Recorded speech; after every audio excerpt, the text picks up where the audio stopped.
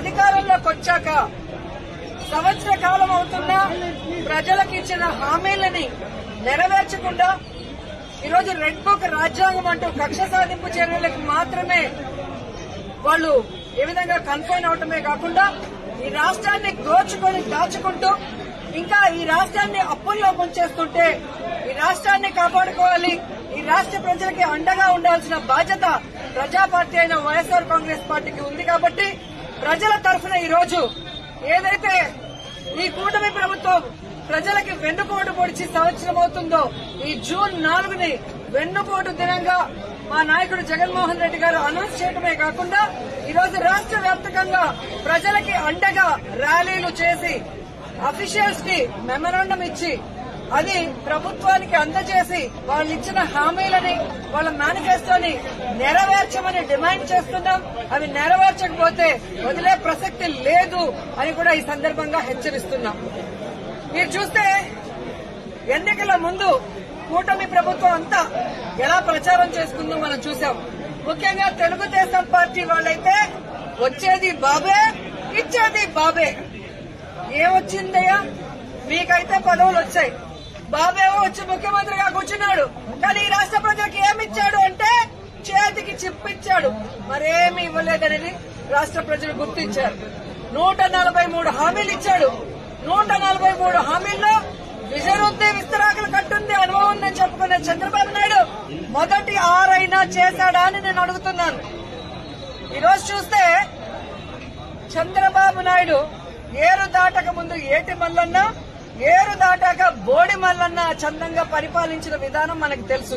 కానీ ఈ రాష్ట్ర ప్రజలు ఎలా నమ్మి మోసపోయారు, అలాగే ఈవీఎంలతో వీళ్ళు ఎలా మ్యానిపులేట్ చేసి ఈరోజు 60,000, 90,000 అంటూ అసలు ప్రజలు ఓట్లేని నాయకులంతా గాల్లో గెలిచిపోయిన గాలిగాళ్లే ఎక్కువగా ఉన్నారు ఈ రాష్ట్రంలో. సో ఈ రోజు నేను ఎందుకు ఇది చెప్తున్నాను అంటే జగన్మోహన్ రెడ్డి గారు ఎన్నికల్లో చెప్పడం జరిగింది, చంద్రబాబు నాయుడు 3 సార్లు ముఖ్యమంత్రి అయినా ఏ రోజు చెప్పిన వాగ్దానాన్ని నెరవేర్చలేదు, పిల్లలిచ్చిన మామనే వెన్నుపోటు పొడిచిన వాడు, జాగ్రత్తగా ఉండండి అని. కానీ ఈవీఎంల దగ్గర మనం ఏం చేయగలం? సో ఈవీఎంలని మ్యానిపులేట్ చేశారు. కొన్ని చోట్ల అమాయకమైన ప్రజలు, రైతులు, మహిళలు కూడా జగన్ గారే ఇచ్చినప్పుడు చంద్రబాబు నాయుడు, లోకేష్, పవన్ కళ్యాణ్ ఇస్తారేమో, పవన్ కళ్యాణ్ చెప్పిన మాటలు నమ్మి చాలా మంది ఓట్లు వేయడం కూడా జరిగింది. కానీ ఈ రోజు చూస్తే సూపర్ 6 చేస్తామన్న చంద్రబాబు నాయుడు సూపర్ 6 చేశాడా అని అడుగుతున్నాను. అన్నిటికీ వెన్నుపోటు పొడిచింది నిజం కాదా అని అడుగుతున్నా. ఈ రోజు తల్లికి వందనం ఇస్తానన్నాడు, కానీ ఇవ్వకుండా వెన్నుపోటు పొడిచాడు. రైతుకు అన్నదాత ఇస్తా అన్నాడు, ఇవ్వకుండా వెన్నుపోటు పొడిచాడు. జాబ్ క్యాలెండర్ ఇస్తా అన్నాడు, ఇవ్వకుండా వెన్నుపోటు పొడిచాడు. ఉద్యోగం ఇస్తా ఇవ్వని వాళ్ళకి నిరుద్యోగ భృతి ఇస్తా అన్నాడు, ఇవ్వకుండా వెన్నుపోటు పొడిచాడు. అలాగే అధికారులకి ఐఆర్ ఇస్తాను, డిఏ ఇస్తాను అని చెప్పాడు, కానీ ఈ రోజు ఇవ్వకుండా ఎలా వెన్నుపోటు పొడిచారో మనం చూసాం. మహిళలకైతే ఉచిత బస్సు ఇస్తాను, పొద్దు నుంచి సాయంత్రం వరకు ఫ్రీగా తిరుక్కోవచ్చు అని చెప్పారు, కానీ ఇవ్వకుండా ఎలా వెన్నుపోటు పొడిచారో మీరందరూ కూడా కళ్ళారా చూశారు.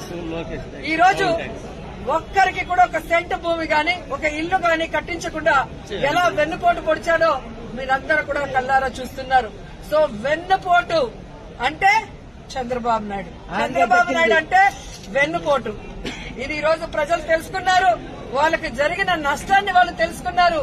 ఎప్పుడెప్పుడు ఎన్నికలు పెడితే జగన్మోహన్ రెడ్డి గారికి ఓటేసి మళ్లీ ముఖ్యమంత్రిని చేసుకోవాలని ఎదురు చూస్తున్నారన్న దాంట్లో ఎటువంటి అతిశయోక్తి లేదని కూడా తెలియజేసుకుంటున్నా. మొదటిసారి ముఖ్యమంత్రి అయిన జగన్మోహన్ రెడ్డి గారు తాను ముఖ్యమంత్రి అయిన రోజుకి చంద్రబాబు నాయుడు ఖాళీ చేసి ఖజానాలో 100 కోట్లు మాత్రమే పెట్టినా ఆయన పెట్టిన అప్పులన్నీ తీర్చి జగన్మోహన్ రెడ్డి గారు ఇచ్చిన ప్రతి వాగ్దానాన్ని నెరవేరుస్తూ వెల్ఫేర్ డెవలప్మెంట్ 2 కళ్లగా ముందుకు వెళ్లాడు. జగనన్న దిగిపోయే రోజుకి 7,000 కోట్ల రూపాయలని ఖజానాలో పెడితే సిగ్గులేని కూటమి ప్రభుత్వ నాయకులు ఈ రోజు ఖజానా ఖాళీగా ఉంది, ఖజానాలో ఏమీ లేదు, ఏం చేయాలో అర్థం కాలేదు అని చెప్పి ఏ విధంగా మొసలి కన్నీళ్లు కారుస్తున్నారో మీ అందరూ చూస్తున్నారు.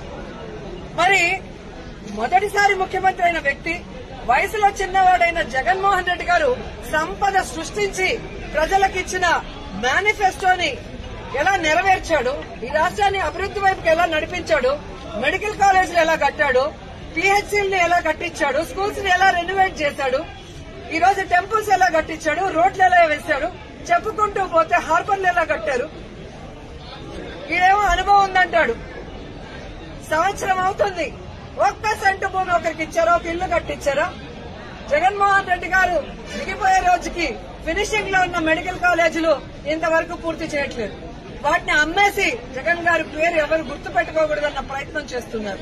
హార్బర్లను అమ్మేయాలని చూస్తున్నారు ప్రైవేట్ వాళ్ళకి. స్కూళ్లన్నీ కూడా నిర్వీర్యం చేస్తున్నారు.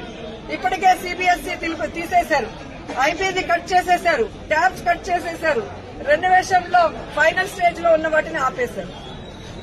అలాగే పిహెచ్సిలు, హాస్పిటళ్లు ఏవైతే బ్యాలెన్స్ ఉన్నాయో వాటన్నిటిని ఆపేయడం మనం కళ్ళారా చూస్తున్నాం. ఇంతవరకు ఒక గుడి కట్టించారా, ఒక బడి కట్టించారా, ఒక రోడ్డు వేశారా, ఒక ఇల్లు కట్టించారా అంటే ఏమీ కూడా లేదు. వీళ్ళు సూపర్ సిక్స్ ని గాలికి వదిలేసి సూపర్ స్కామ్లు చేసుకుంటూ ముందుకెళ్తున్నారు. ఈ రోజు ఈ రాష్ట్రంలో చూస్తే బెల్ట్ షాపులు, పర్మిట్ రూములు ఇప్పటి ముప్పటిగా ఇచ్చి మద్యంతో ఎలా దోచుకుంటున్నారు. ఖజానా బొక్కబట్టారు. ఈ రోజు కూటమి ప్రభుత్వ జోబీలు మాత్రం ఫిల్ అవుతున్నాయి మద్యంతో. అలాగే ఇసుక మాఫియా, ఉర్సా భూముల mafia, ganja mafia, drugs mafia, ఈ విధంగా ఇష్టానికి తయారయ్యారు. పోలీసులు ఎలా తయారయ్యారంటే రెడ్ బుక్ రాజ్యాంగానికి కాపలా కాస్తున్నారు. ఈ రోజు ఎవరెవరు వైఎస్ఆర్ కాంగ్రెస్ పార్టీ నాయకులుగా ఉన్నారు, ఎవరెవరు విలేజ్ల్లో ప్రజలకి అందుబాటులో ఉంటూ అన్ని చేసి మంచి పేరు తెచ్చుకున్నారో వాళ్ళందరి మీద లేనిపోని అక్రమ కేసులు పెట్టి వాళ్ళని అరెస్టు చేసి కనీసం ఛార్జ్ షీట్లు కూడా వేయకుండా వాళ్ళ మీద బెయిల్ రాకుండా ఎంత చేయాలో పోలీస్ వ్యవస్థ అంతా కూడా చేస్తుండటం మనమందరం కూడా గమనించాలి. నిజంగా ఒక తప్పు జరిగితే కేసు ఎఫ్ఐఆర్ చేయండి. ఇమీడియట్ గా 10-15 రోజుల లోపలైనా మినిమం ఆ కేసుల్ని ఛార్జ్ షీట్ వేసి మీరు కోర్టుకి అప్పగిస్తేనే కదా వాళ్ళకి బెయిల్ వస్తుంది. అంటే తప్పుడు కేసులు కాబట్టి ఛార్జ్ షీట్ లో నిజాలు రాయాలి కాబట్టి, తప్పులు రాస్తే రేపు వాళ్ళ ఉద్యోగం పోతుంది కాబట్టి ఈ రోజు తప్పుడు కేసులతో జైల్లో 50 రోజులు, 60 రోజులు, 70 రోజులు మగ్గిపోయే పరిస్థితి వైఎస్ఆర్ కాంగ్రెస్ పార్టీ కార్యకర్తలకి, నాయకులకి కలుగుతోంది. ఎవరైతే ఈ రోజు తప్పుడు కేసులతో జైళ్లకు వెళ్లారో వాళ్ళకి అండగా నిలబడ్డాం. వారందరికీ కూడా ఈరోజు బెయిల్స్ ఇచ్చాం. ఎవరైతే వాళ్ళ మీద అక్రమ కేసులు పెట్టి ఇబ్బంది పెట్టారో ఆ కూటమి నాయకుల్ని గాని, ఆ అఫీషియల్స్ ని గాని వదిలిపెట్టేది లేదు. మీకు రెడ్ బుక్ రాజ్యాంగం ఉంటే మాకు అంబేద్కర్ గారి రాజ్యాంగం ఉంది. అంబేద్కర్ గారి రాజ్యాంగం ప్రకారం న్యాయబద్దంగా మీ అందరినీ కూడా శిక్షిస్తామని కూడా ఈ సందర్భంగా తెలియజేసుకుంటున్నాం. అలాగే మీరు చూస్తే ఈ రాష్ట్రంలో ఆడవాళ్ల మీద ఏ విధంగా అరాచకాలు, అక్రమాలు, రేపులు, దురదృష్టకరం 3 ఏళ్ల అమ్మాయిని కూడా మొన్న మీరు చూస్తే ప్లీనరీ జరిగే ప్లేస్ లో రేప్ చేసి చంపేసి కంపల్లో వెళ్తే ఏ వంట బాగుంది అని మాట్లాడతారు. ఎంతమంది వచ్చారని మాట్లాడతాడు చంద్రబాబు నాయుడు. ఇచ్చిన సూపర్ 6 కి దిక్కు లేదు. 6 శాసనాలని చెప్పి సిగ్గు లేకుండా మళ్ళీ లోకేష్ గారు అనౌన్స్ చేస్తారు. పవన్ కళ్యాణ్ ఏమో నాకు ప్యాకేజ్ ఇస్తే చాలు, ఎవడెక్టు వచ్చినా నాకెందుకని. రాష్ట్రంలోనే కాదు పిఠాపురంలో ఆడపిల్లలు రేపైనా పట్టించుకోడు. పిఠాపురంలో ఎస్సీల్ని గ్రామ బహిష్కరణ చేస్తే పట్టించుకోడు. సుగాలి కేసు అన్నారు, ఏమైందో తెలియదు. 30,000 మంది మాయమయ్యారన్నారు. మరి ఆ రోజు ఇంటెలిజెన్స్ వ్యవస్థ నీకు చెప్తే ఈ రోజు కూటమి ప్రభుత్వంలో ఉన్న నీకు ఇంటెలిజెన్స్ చెప్పదా 30,000 మంది ఎక్కడున్నారు? చంద్రబాబు నాయుడు ఎదురుగా నించొని ప్రజలకి వెన్నుపోటు పొడిచిన కట్టప్ప అయితే సైడ్ నుంచి పొడిచిన కన్నింగ్ కట్టప్పలు పవన్ కళ్యాణ్ అండ్ లోకేష్ అని కూడా ఈ సందర్భంగా తెలియజేసుకుంటున్నాను. సో ముగ్గురికి నేను చెప్తున్నా, మీరు ప్రజలకి వెన్నుపోటు పొడిస్తే సైలెంట్ గా వెళ్లే పరిస్థితి లేదు. ప్రజలకి అండగా జగనన్న ఉన్నాడు. జగనన్న వెనక మేమందరం ఉన్నాం. జగనన్న సైనికులుగా మీ ప్రభుత్వం మెడలు వంచుతాం. ప్రజలకు మీరు ఇచ్చిన హామీలు నెరవేర్చేంత వరకు ముఖ్యంగా రైతు బాగుంటే రాష్ట్రం బాగుంటుందని నమ్మిన వ్యక్తులు వైఎస్ఆర్ గారు, జగన్మోహన్ రెడ్డి గారు. రైతు బాంధవులుగా వాళ్ళకి కావాల్సినవన్నీ చేశారు. రైతుకు గిట్టుబాటు ధర ఇచ్చారు. రైతుకి పెట్టుబడి రైతు భరోసా ద్వారా రబీకి గాని, ఖరీఫ్కి గాని అందించడం మనం చూసాం. అలాగే వాళ్ళ గ్రామాల్లోనే వాళ్ళకి నాణ్యమైన విత్తనాలు గాని, ఎరువులు గాని, వ్యవసాయానికి సంబంధించిన పనిముట్లనన్నీ కూడా రైతు